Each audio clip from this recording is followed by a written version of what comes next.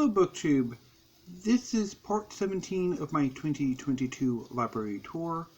I'm continuing with the history. This is history part 5. Let's get started.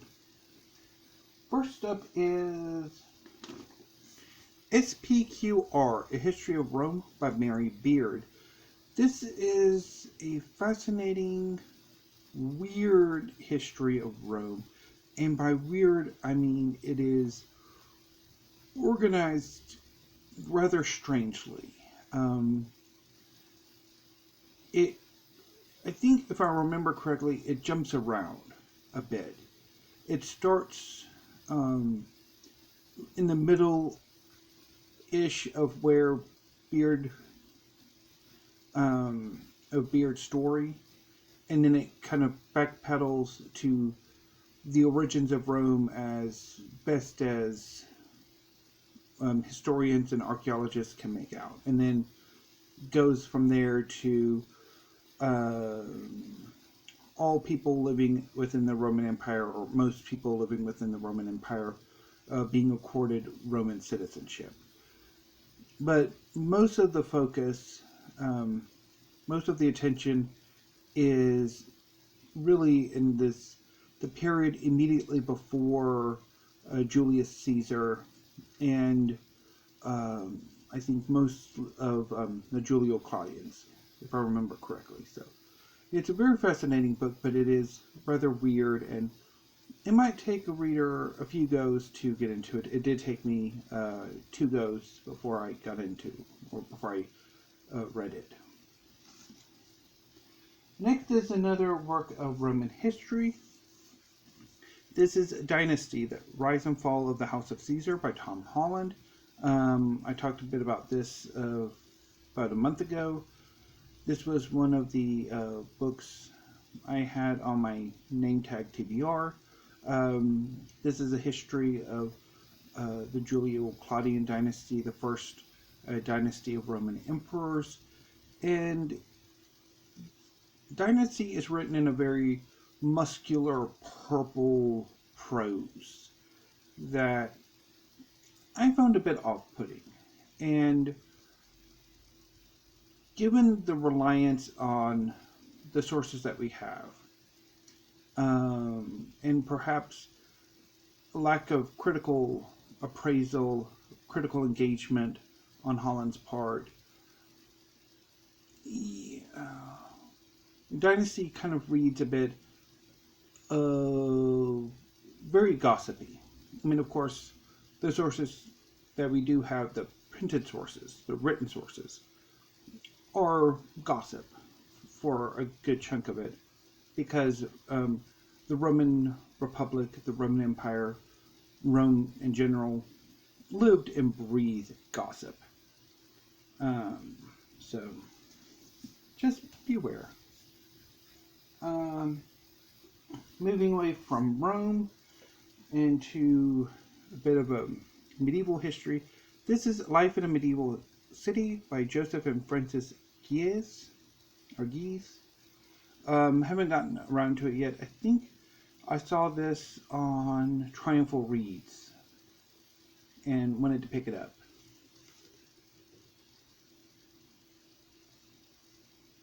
Largely because while I'm not as interested in medieval history or as fond of medieval fantasy, there is a medieval fantasy project that I've had percolating for years that I do want some medieval sources for. So, anyway. Next is Revolution in the Air by Max Elbaum. This is a history of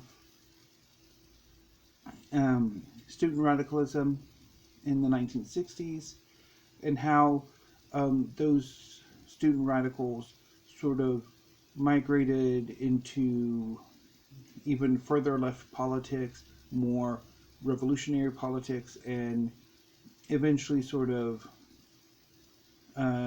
joined the bourgeoisie with Reagan. This is a really fascinating book. I quite enjoyed it. It is very dense, but I found it rewarding.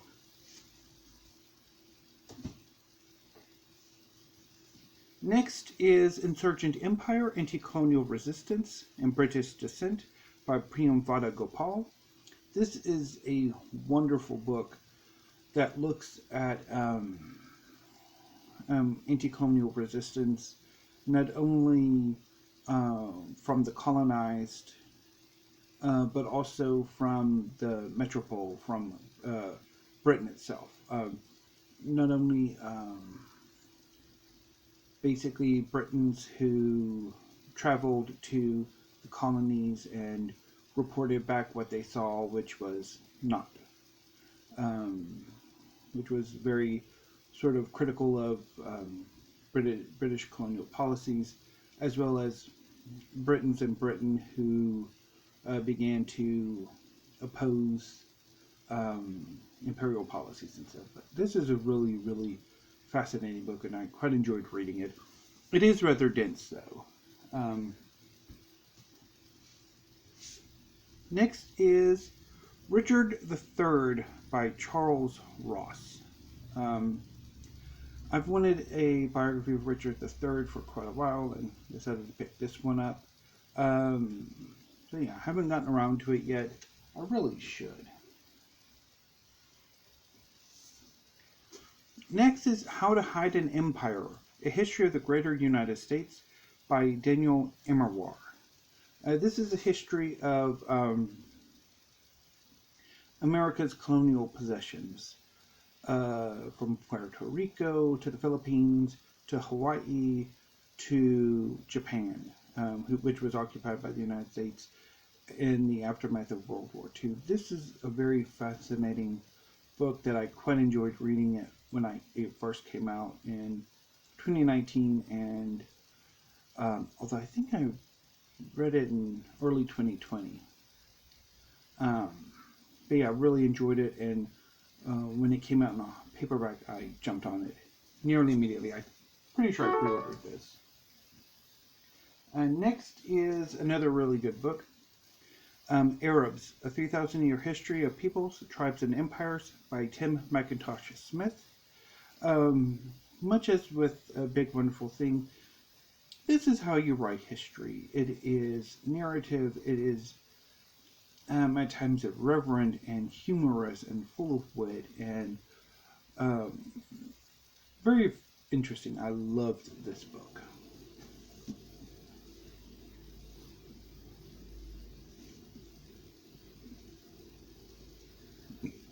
Excuse me. Next is another history of the Arab peoples. This is A History of the Arab Peoples by Albert Hourani. This is from the late 90s. This is a UK edition that I picked up from Golden's Book Exchange years ago, and I finally got around to reading it in 2020. And this is this focuses more on the cultural aspects of the Arab peoples. But it is very fascinating as well, and I quite enjoyed it.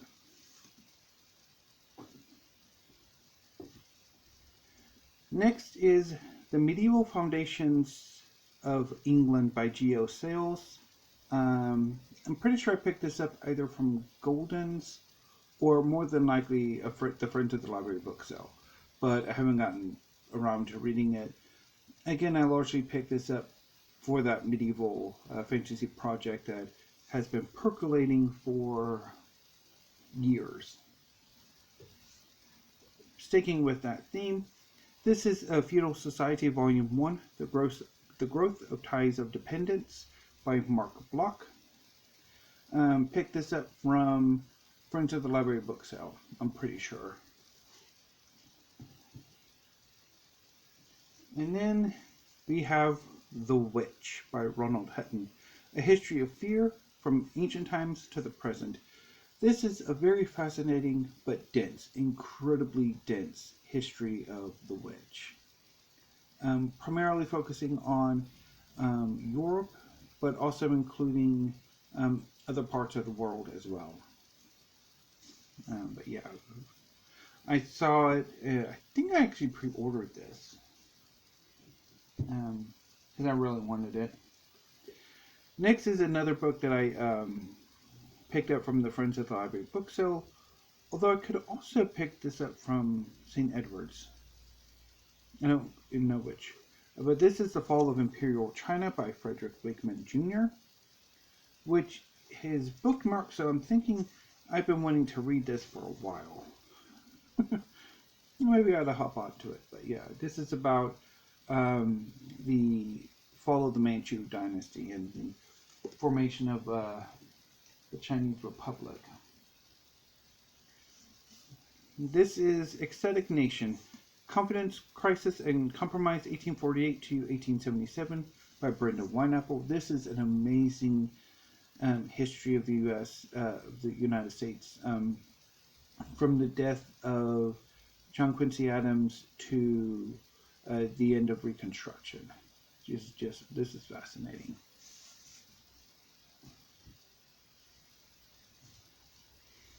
Next is another really good anti-colonial history. This is Inglorious Empire, What the British Did to India by Shashi Tharoor. This is amazing. Just an amazing look at all of the horrors Britain visited on India, whether intentionally or not. This is just amazing. Also looked at some of the more positive things that Britain brought, but it was mostly negative. Next is another work of colonial history. This is The Opium War by Julia Lovell. This is a history of the first Opium War and how that Opium War sort of influenced how Britain and China interacted, how each saw the other, how future generations sort of interpreted the Opium War.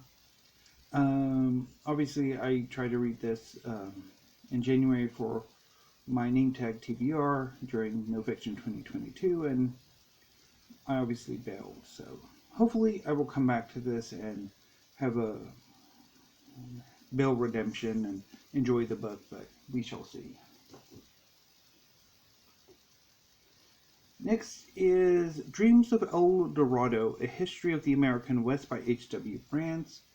This is a very fascinating and really good history of the American West.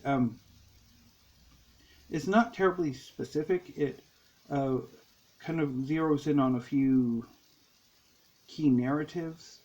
Not a general overview, but this is amazing. I really enjoyed it.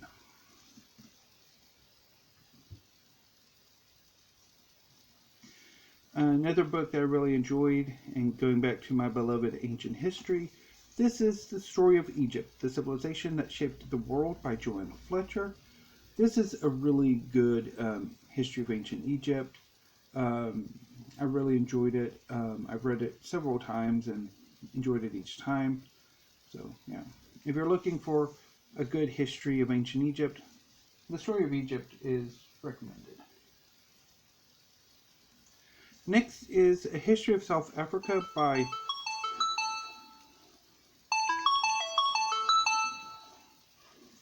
Frank Welsh. Sorry about that. I first discovered this at my local library and read it and really enjoyed it. And I wanted a history of South Africa in my collection, so I went with this. And probably I'll keep looking for others as well, but I quite enjoyed it. But it's been a while since I've read it, so probably I should reread it at some point. Next is The Holy Roman Empire by Trevor Bryce, I want to say. Let's go find it.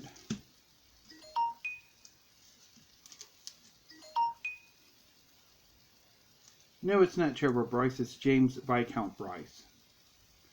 Yeah, so I picked this up from the Friends at the Library sell it, because this is a discarded book from the Waco-McLennan County Library. I have a fascination with the Holy Roman Empire, although I would really much prefer the one by Frederick here. But I do need to read this at some point. Next is The Coming of the Third Reich by Richard J. Evans. This is the first of a trilogy of books that look at the history of the Third Reich. The other two are the Third Reich in Power and the Third Reich at War, which I don't have those two. I've been meaning to get them, but I haven't quite yet, and I haven't gotten around to reading this either. And I'm not entirely sure if I ever will, because I do have a competing duology of books that kind of cover the same subject, which we'll get to next week. Next is another work of ancient history. This is The Darkening Age, The Christian Destruction of the Classical World by Catherine Nixie, in this lovely UK trade paperback. This is a history of the Christian destruction of a lot of knowledge and temples and remainders from the non-Christian aspects of the Roman Empire. So yeah, I read it a few years ago and quite liked it. I mean, largely picked well. I need to come back to this and have another go at it to see what I really think. But I'm largely interested in this subject because there's another project I'm interested in that this would be rather helpful for.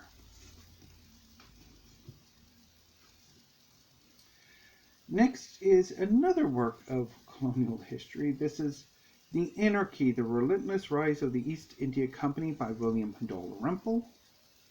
Haven't gotten around to this yet, but I've been meaning to.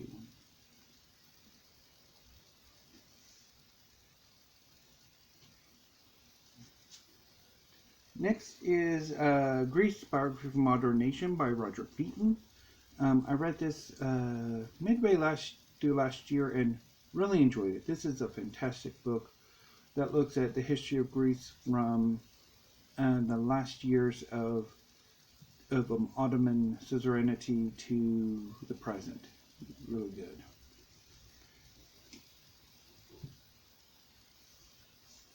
This is Stony the Road, Reconstruction, White Supremacy, and the Rise of Jim Crow by Henry Louis Gates Jr. This is a phenomenal book. I read it in 2020 and it's short, it's brutal, it is just amazing. Highly, highly recommended. Next is A History of the Weimar Republic, from the Collapse of the Empire to Hindenburg's Election, Volume 1, by Eric Ike. This one I'm pretty sure I picked up from the St. Edward's when they did their free book thing. But I could be wrong, and I could have picked it up from the Friends of the Library book sale. I wish I had marked these down to know where some of these came from. But anyway, haven't gotten around to it yet, although I am rather interested in the Weimar Republic, and particularly the cultural side of it. So anyway. Next is The Economy of the Greek Cities, from the Archaic Period to the Early Roman Empire by Leopold Migio.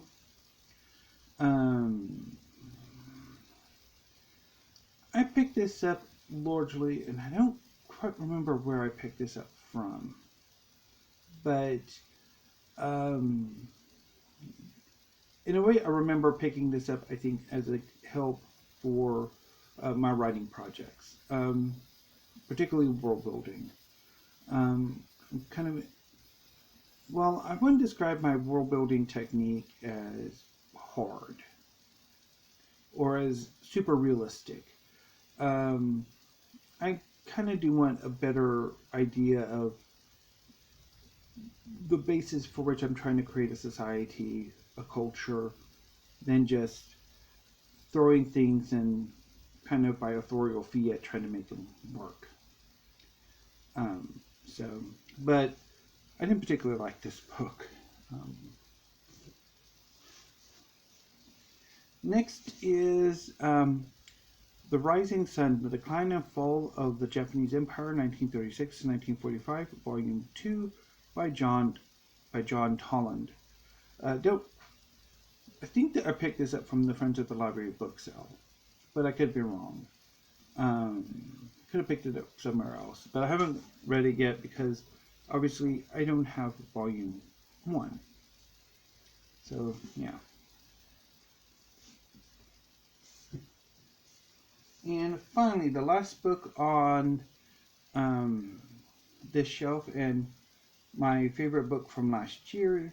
This is The 100 Years' War on Palestine, A History of Settler Colonialism and Resistance, 1917 to 2007, by Rashid Khalidi. This is an amazing history at the Israeli-Palestinian conflict from the late 19th century to the present, and how broken down into a number of wars on Palestine. This is just amazing. I read it early last year, shortly after the paperback was released, and loved it. So that concludes History 5 and Part 17. So I'll be back tomorrow with Part 18 and Part 6. And I will, and also, yeah.